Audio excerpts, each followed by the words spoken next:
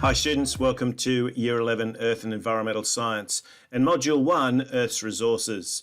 This is video 10 and the last one in our little introductory series to the formation of the Earth and the age of the Earth. And we're going to just revisit some of what we looked at previously in terms of meteorite evidence. So in this video, what we'd like you to do is to analyze evidence of the Earth's age, including meteorite evidence. So how does that make sense? Well, what we need you to be able to do is just to distinguish between the three types of meteorites and to provide a link between meteorites and the age of the Earth.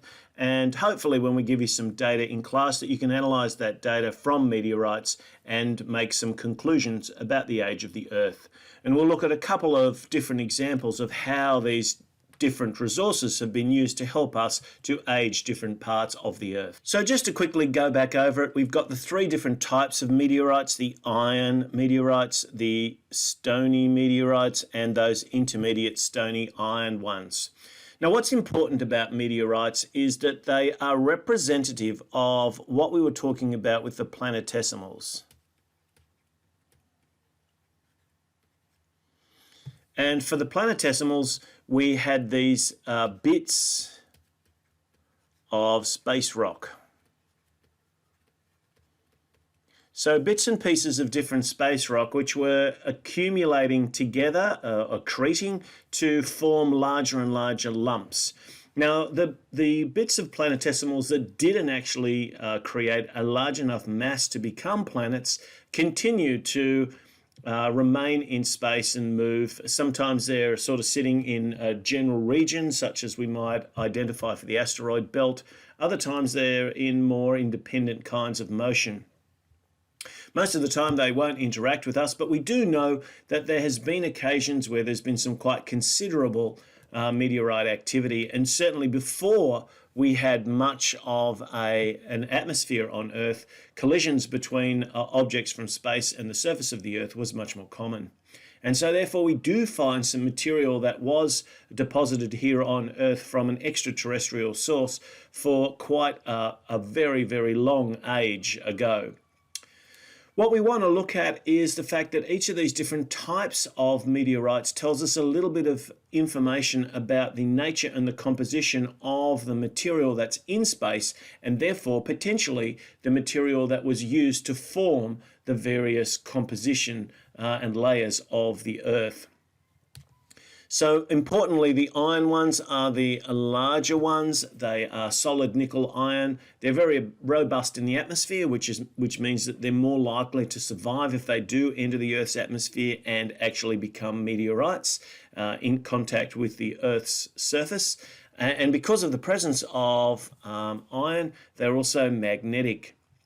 The stony ones are more rocky material, and I guess they're probably the ones that are more common in terms of what we think of, because they're more representative of the types of material that we see at the Earth's surface. There are these two different types, the chondritic and the achondritic ones. And we also have collected moon rock, and we've also started to look at how we might be able to gather material on the or data on the composition of Martian rocks, for example, with our robotic probes. So we're learning more and more about the types and compositions of material that is extraterrestrial to the Earth, and whether or not that sort of material has been reflected in either the actual composition of the Earth itself or material that has been deposited here from space.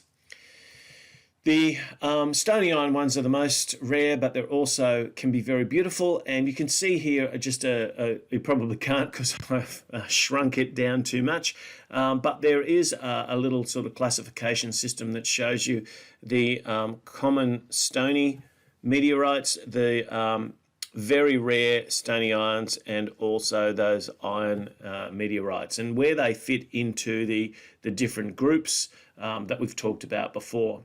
But of course, the most important question that we're asking about meteorites is, what do they tell us about the age of the Earth? What they tell us is this: the oldest moon rocks are from the lunar highlands, and they were formed by the when the early lunar crust was forming as a partially or entirely molten layer. And being on the surface, it was exposed to the cool of space more readily than the interior, and therefore it cooled and solidified much quicker. And we think that has an age of around about the same sort of magnitude as the Earth itself. The majority of the most well-dated meteorites have ages between 4.4 and 4.6 billion years. And again, this is about the time of the Earth's formation. So what we're finding is some supportive evidence for what we feel or what we think scientifically is the age of the Earth. And the best age for the Earth is based on the time required for the lead isotopes in 4 very old lead ores.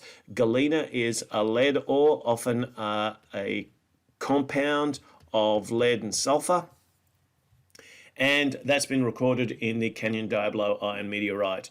And this kind of aging of these particular deposits gives us an age of around about 4.54 billion years. So what we're doing is, when we're looking at the age of the Earth, we're looking at the different types of tools that we have to help us to understand the age of the Earth. We're trying to get a range of different types of sources of material, types of data, and types of techniques, including radiometric dating, to help confirm independently or by triangulation a number of different methods that help us come to a similar result.